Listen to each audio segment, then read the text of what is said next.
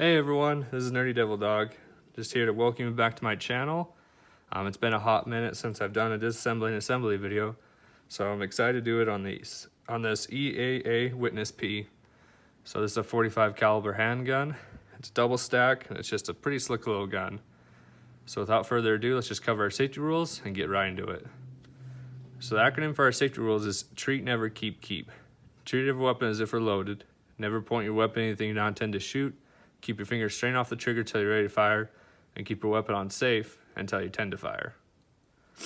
So getting that out of the way, we'll just start by dropping our magazine here, putting our slide to the rear, and both visually and physically inspecting the chamber and the magazine well here.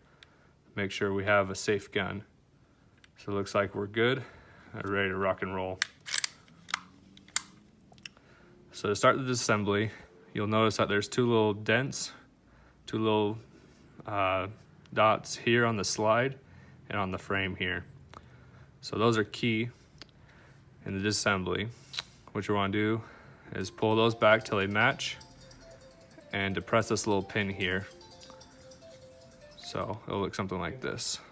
I'm going to use the magazine to press the pin forward like that, at which point you're just going to pinch it and pull it out just like that.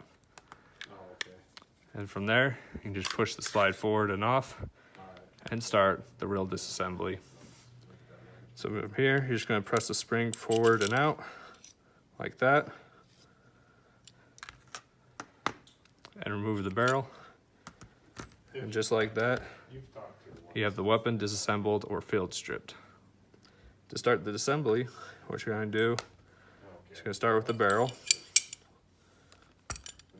You'll put the spring and the rod back together like that.